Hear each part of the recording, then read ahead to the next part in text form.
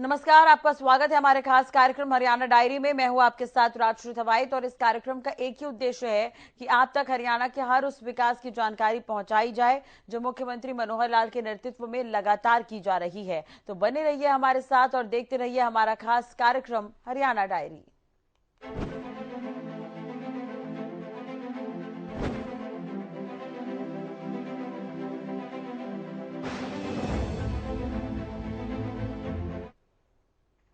हरियाणा के मुख्यमंत्री मनोहर लाल प्रदेश की कमान को संभालते हुए प्रदेश को विकास के मार्ग पर आगे बढ़ा रहे हैं। सीएम मनोहर लाल का ये कहना है कि विकसित भारत के संकल्प को साकार बनाने में जन जागरण अत्यंत महत्वपूर्ण है और 2047 तक देश को विकसित भारत बनाने के लिए हरियाणा का महत्वपूर्ण योगदान रहेगा।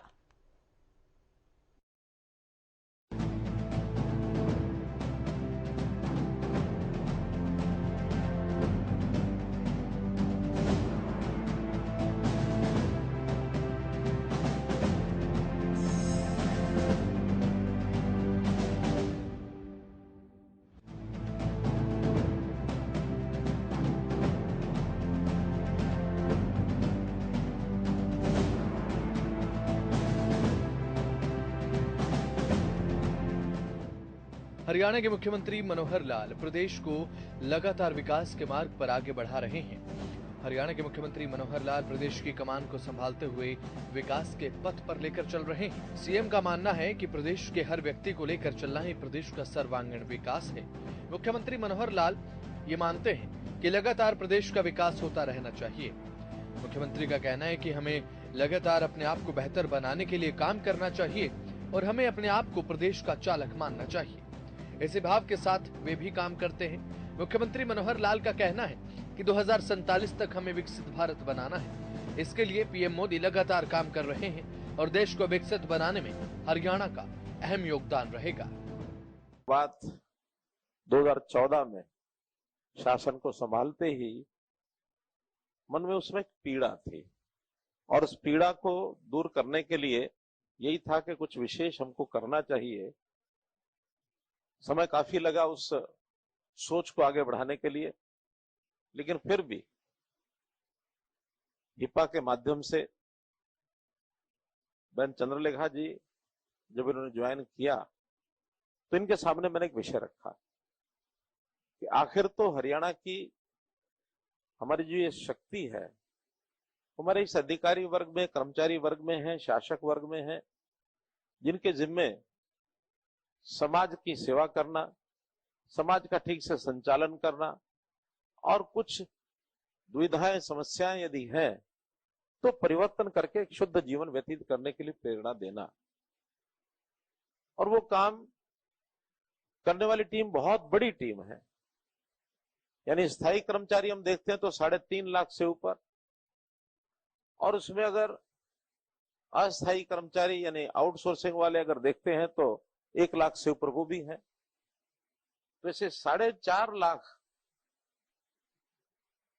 कोई 5 लाख भी कहता है।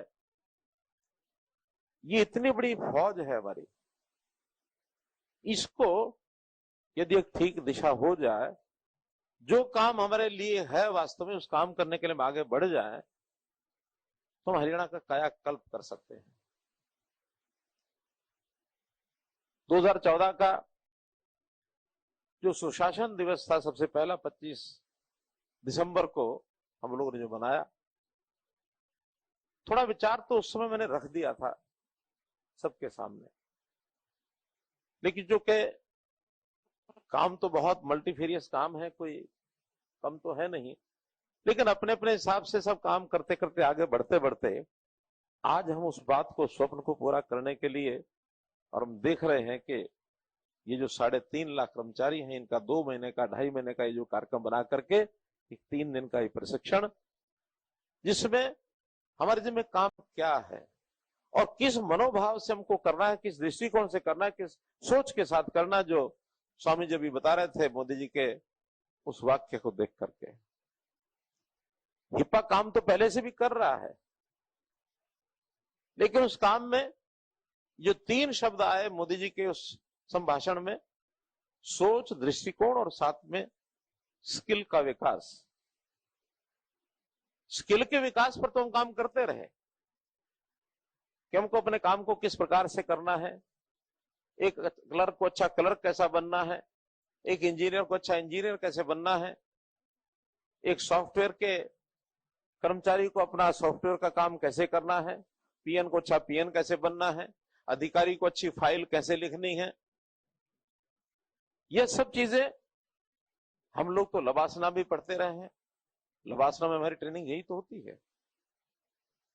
कि हम अपने काम को किस प्रकार से आगे, एक फॉर्मल काम जो है उसको कैसे आगे बढ़ना है, लेकिन उसके पीछे दृष्टिकोण क्या होना चाहिए, सोच क्या होनी चाहिए। मैं कोई किसी के ऊपर आरोप तो नहीं लगा रहा किसी बात का, लेकिन मुझे लगता है लवासना जैसे संस्थान में भी जितना जोर इस पर दे देना चाहिए शायद नहीं दिया जाता। और जितना अधिकार क्षेत्र हमारा होता है उस अधिकार क्षेत्र में सब तरह के लोग मिलते हैं, अच्छे उच्च कोटि के, उच्च श्रेणी के, जो सब कुछ समाज के लिए काम करते हैं, वो लोग भी होते हैं। और ऐसे भी हैं दाव लग जाए तो कुछ भी आए तो अपने और अपने प्यारे और अपने जेब। यानी जिस इस संकट से पूरा देश जूझ रहा है वो है भ्रष्टाचार का, वो है अनैतिकता का। उसमें से ये विषय शुरू हुआ कि आखिर हम अपने आप को इस प्रदेश का एक संचालक माने, एक चालक माने, एक मालिक माने। ये प्रदेश किसका है, ये हमारा है, ठीक किसको करना, हमको ठीक करना है। हो सकता है सामान्य जनता ये शायद जल्दी सोच ना पाए, क्यों, चीजें तो ऊपर से चलती हैं। तो इन सारी चीजों को ठीक करने के लिए कुछ करना चाहिए। मोदी जी ने भी एक एजेंडा पकड़ा अपना। मोदी जी को एक पत्रकार ने पूछा, 2013 की बात है, कि देश के आप प्रधानमंत्री बनने वाले हैं।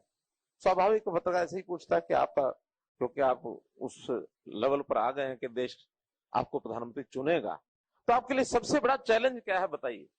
उनका चैलेंज तो बहुत है कि नहीं, फिर भी कोई एक आध तो ऐसा होगा जो मन को ज्यादा कष्ट दे रहा होगा या ज्यादा उसके बारे में आपको चिंता होगी कि चैलेंज इसको ठीक करना है। तो हमको भी उस समय सुनकर के बड़ी हैरानी हुई कि कैसी उनकी सोच है। तो कहने लगे इस देश का संकट है मेरी बिरादरी की छवि। उनकी बिरादरी कौन सी है? राजनीतिक लोग। राजनीतिक लोगों की छवि अर्थात एक नेता की छवि। सामान्य व्यक्ति से अगर पूछो नेता के बारे में तो नेता के खिलाफ जो कुछ जहर उगलना उगल देता है। नेता ऐसे होते हैं, नेता वैसे होते हैं। और अच्छे आदमी तो अपने आप को नेता कहलाना पसंद ही नहीं करते थे।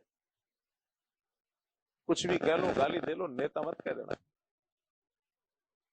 इस शब्द की छवि को ठीक करना बात, वाक्य छोटा ही है, एक ही है, सिंपल है, लेकिन इसके पीछे कितना बड़ा एक मिशन छुपा हुआ है।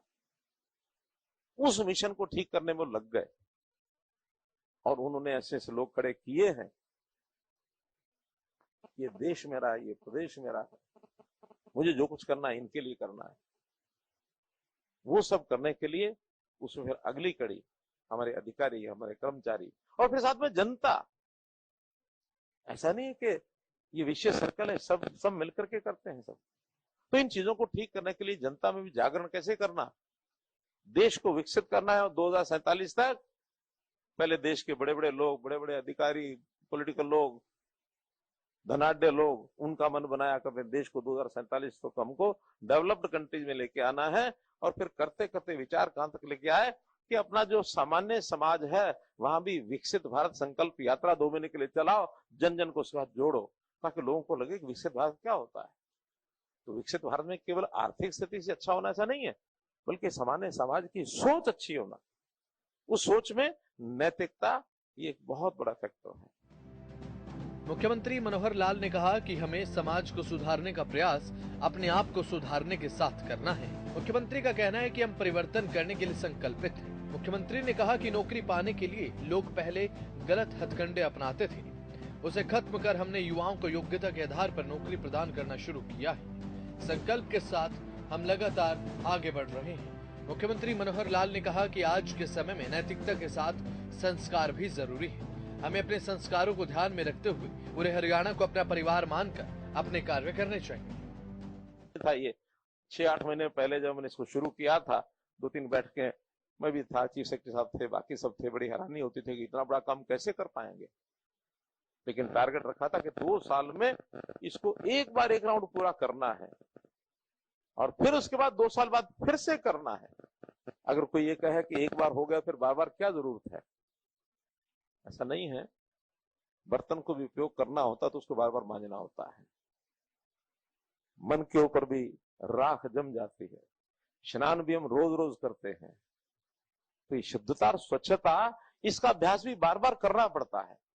तो इस अभ्यास करने के लिए अगर 2 साल में एक बार ये राउंड पूरा करते हैं तो कहीं ना कहीं वातावरण में एक शुद्धता आएगी, इस वातावरण को हम ऊपर उठाएंगे।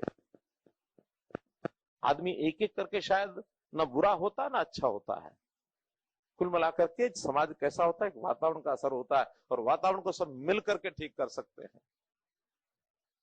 हमारे जीवन में सोच कैसी होनी चाहिए। प्रारंभ में जब हम लवासना से ट्रेनिंग करके आते हैं तो सब आईएएस, आईपीएस, आईएफएस सबके मन में एक होता है, वाह मैं अब देखो मेरे पास ये काम आ रहा है, देखो मैं समाज को ये कर दूंगा, वो कर दूंगा, बदल के रख दूंगा सब। कितना बड़ा विचार मन में उठता है उस समय। लेकिन जब फील्ड में जाते हैं, कुछ लोग मजबूत रहते हैं, कुछ जल्दी फिसलते हैं, कुछ देर में फिसलते हैं, असर होने लगता है। कुछ लोग ऐसे मजबूत होते हैं कि हाँ मैं समाज में जा रहा हूं, मैं इस काम के लिए जा रहा हूं, मेरे ऑफिस में, मेरे डिपार्टमेंट में और जो लोग हैं एक एक करके उनको मैं ठीक करूंगा। आज मैं अकेला ठीक हूं, फिर 2 मिलकर ठीक करेंगे, फिर 4 ठीक हो जाएंगे, फिर 12 ठीक हो जाएंगे। लेकिन यही अगर एक आदमी गलत होता है, उसको भी संगत मिल जाती है, वो अपने आप गलत होता है, दूसरे को भी साथ मिला लेता है, फिर मिलकर 2 गलत हो जाते हैं, फिर 4 होते हैं, फिर 10 होते हैं। ये दोनों चीजें साथ साथ चलती हैं। परिवर्तन करने के लिए हमने कई चीजें मन में संकल्प किए थे। उसके अंदर एक संकल्प ये था कि आखिर हमारा सरकारी कर्मचारी से बहुत बड़ा वर्ग ऐसा है कि जो नौकरी पाने के लिए उसको बहुत कुछ उल्टे सीधे हथकंडे करने पड़ते हैं। हरियाणा का ऐसा कल्चर था। कॉलेज में पढ़ाई करते समय मैंने कुछ साल बिजनेस भी किया है। 8 साल जब बिजनेस किया तो उस समय भी पता लगा कि क्या क्या घिनौने काम होते हैं। हमने कहा ये जो हमारा कर्मचारी अधिकारी है, ये आखिर अपनी योग्यता के ऊपर मिशन मेरिट के आधार पर हम नहीं ला सकते क्या? बहुत विरोध सहना पड़ा। नहीं तो यही कर्मचारी अधिकारी नौकरी पाने के लिए क्या क्या करते थे, लाखों रुपया, और कोई कोई पोस्ट तो ऐसी होती है करोड़ तक भी पहुंच जाते नहीं बोलिए। पीड़ा होती थी सुन करके। हमने कहा इसको दूर करेंगे। बहुत विरोध महसूस यानी मोल लिया हमने कि अपने लोग क्या करेंगे। हमने कहा दृष्टिकोण बदलो, अपना कौन और पराया कौन है। कबीरा खड़ा बाजार में सबकी मांगे खैर, ना काऊ से दोस्ती ना काऊ से बैर। मैंने विचार करो ये सारे अपने हैं, तब जाकर के उसमें से लगेगा कि मुझे अपने प्रदेश के साथ अपने आपको जोड़ना है, और जोड़ करके यदि चलेंगे तो फिर उसमें से अच्छाई आगे बढ़ेगी। एक मैंने पुलिस के पासिंग आउट परेड के अंदर एक किस्सा सुनाता हूं सबको। अच्छाई कैसे ट्रेवल करती है और बुराई कैसे घुस जाती है। एक किसान, हमारे हरियाणा के लोग हैं, किसान को पता होता है कि भैंस को अफारा हो जाए, पेट फूल जाता है, गैस भर जाती है। भैंस को अफारा हो गया, डॉक्टर के पास गया। डॉक्टर साहब भैंस के लिए दवाई दो, नहीं तो मर जाएगी। डॉक्टर ने एक मोटी सी गोली दे दी कि जाओ ये खिला दो और भैंस का अफारा ठीक हो जाएगा। उनका डॉक्टर साहब इतनी मोटी गोली मैं खिलाऊंगा कैसे, भैंस तो बिल्कुल ऐसी पड़ी है बेहोश टाइप। कि नहीं, आसान तरीका, जाओ और उसको भैंस के मुंह में एक नाल होती है बांस की या फिर लोहे की, वो नाल रखो, नाल के अंदर गोली डालो और दूर से यानी जोर से एक फूंक मार दो, गोली अंदर चली जाएगी पेट के अंदर, भैंस ठीक हो जाएगी। उत्साह से आया, दौड़ा आकर के उसने वही किया, पाइप रखा, मुंह में गोली डाली, फूंक मारने लगा। ये फूंक मारता, इससे पहले भैंस ने फूंक मार दी, गोली किसान के पेट में आ गई। तो जो संकल्प वाले लोग ही जाकर के चीजों को ठीक कर सकते हैं। ऐसा ना हो कि हम ठीक करने जाएं और सामने जो नीचे बैठे हैं वही हमारे।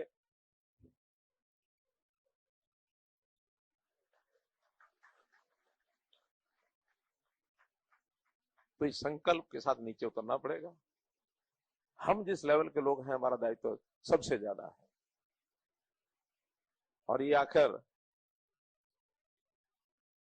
ये सब चीजें पाठशाला या जो हमारा ये जो प्रशिक्षण शिविर, बल्कि मुझे बैठे बैठे ऐसे विचार आ रहा था कि ये जो रखा हमने के नैतिकता का ट्रेनिंग, मन में विचार था नैतिकता की ट्रेनिंग नहीं दी जा सकती। एक पाठ्यक्रम ठीक हमारे सामने एक पाठशाला के रूप में रखा गया, रखने के बाद हम स्लाइड्स याद रख लेंगे, शब्द याद रखेंगे, वाक्य याद रख लेंगे, लेकिन उसके कारण से कोई बहुत बड़ा प्रभाव नहीं होता। एक पाठशाला होती है, एक संस्कारशाला होती है। अगर हम संस्कारशाला का कहीं आयोजन कर सके, संस्कारशाला होती बड़े ध्यान से, बड़े केंद्र यानी योग से, मनोयोग, मन में विचार करने के लिए उसके लिए साधना करनी पड़ती है। और उसके लिए योग और ध्यान, बहुत लोग अपने में से ही कई बार बताते हैं कि मैं विपश्यना के लिए जा रहा हूं, 7 दिन के लिए विपश्यना। मन को मजबूत करने के लिए ऐसे जो सारे क्रिया है उसको करने के लिए फिर आदमी अपने उस सारी चीज को, नैतिकता को मन में ला सकता है।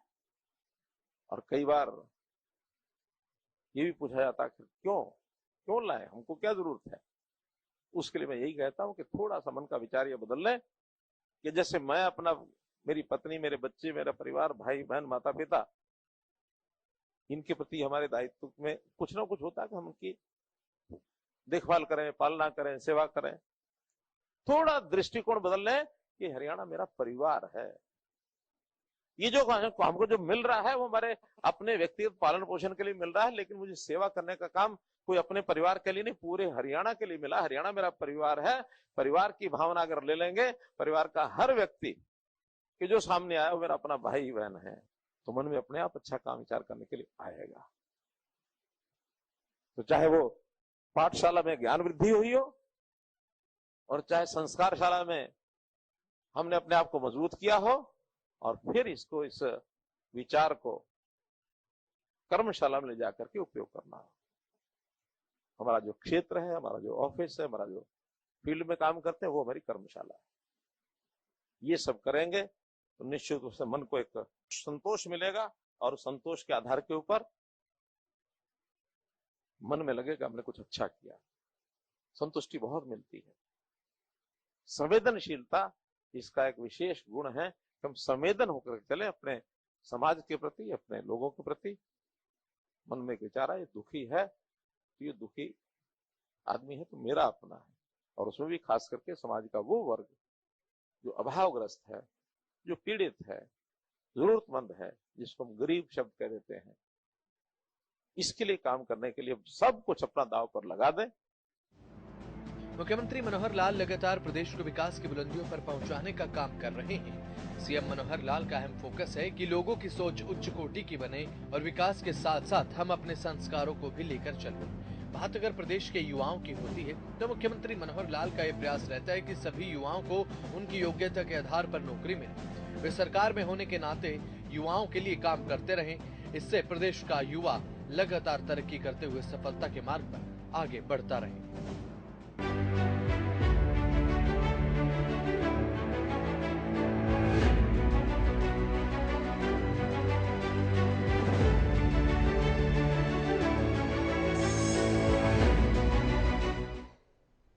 सीएम मनोहर लाल की तरफ से प्रदेश के किसानों के लिए भी कल्याणकारी कदम उठाए जा रहे हैं। किसानों को मुआवजा राशि देने और पराली प्रबंधन के साथ साथ सीएम मनोहर लाल ने सरकार की तरफ से किसानों के हित में उठाए गए कदमों की जानकारी दी है। ये रिपोर्ट आपको दिखाते हैं।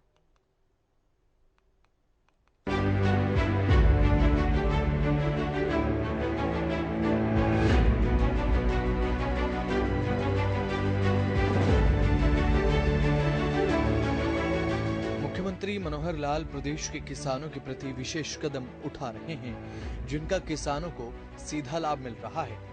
अगर बात मुआवजा राशि देने की हो तो इसमें भी हरियाणा की मनोहर सरकार लगातार किसानों के लिए सराहनीय कार्य कर रही है। मुख्यमंत्री मनोहर लाल ने एक प्रेस कॉन्फ्रेंस को संबोधित करते हुए इसके बारे में जानकारी देते हुए मुआवजे का ऐलान भी किया। मुख्यमंत्री मनोहर लाल ने कहा कि सरकार की तरफ से समय समय पर किसानों के लिए इंसेंटिव राशि दी जाती है।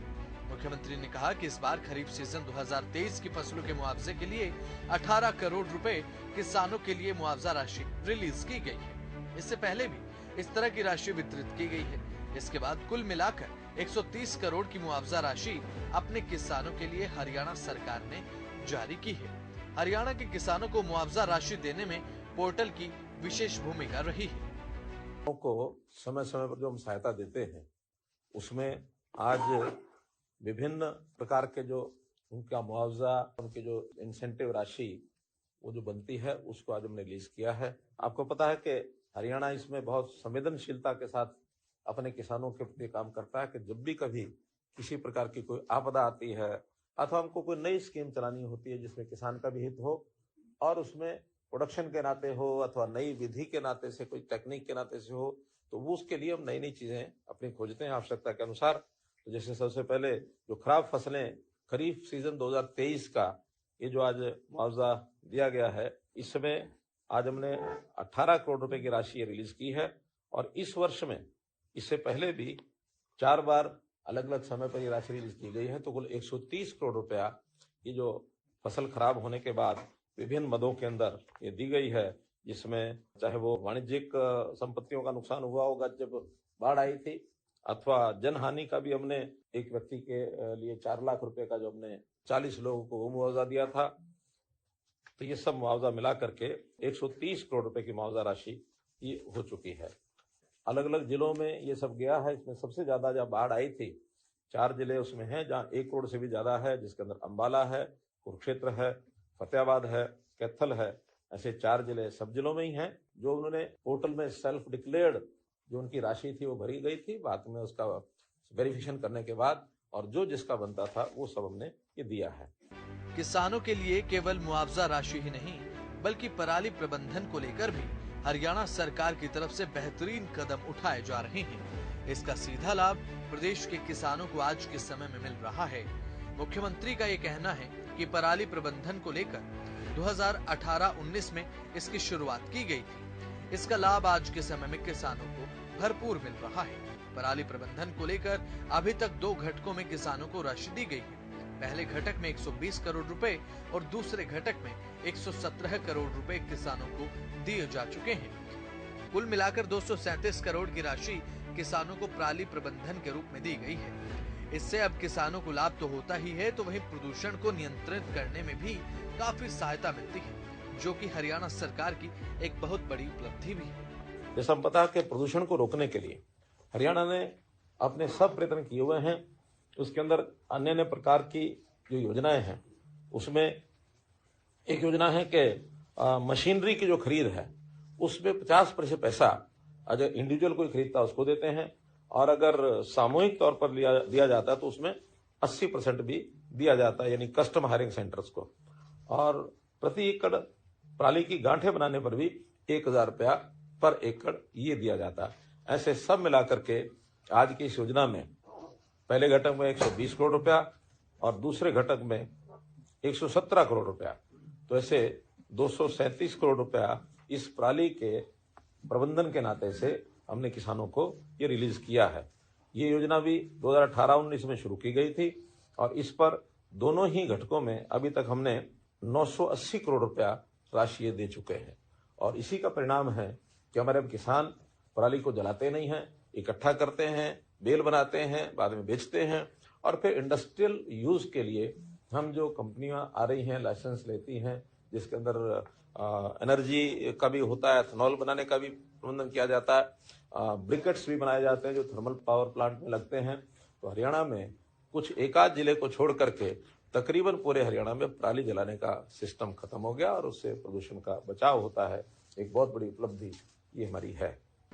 प्रदेश के किसान बीजेपी के कार्यकाल में खुश नजर आ रहे हैं। मुख्यमंत्री मनोहर लाल की तरफ से किसानों को समय समय पर तोहफे मिलते हैं। मुआवजा राशि देने की बात हो या पराली प्रबंधन को लेकर बात की जाए, किसानों को हर तरह से लाभ मिल रहा है।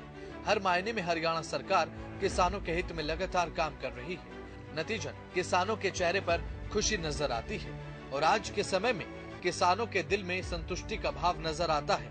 किसानों को नुकसान के जाल से निकालकर तरक्की के शिखर पर पहुंचाने के लिए मुख्यमंत्री मनोहर लाल की तरफ से लगातार कदम उठाए जा रहे हैं। इसका परिणाम धरातल पर दिखाई दे रहा है।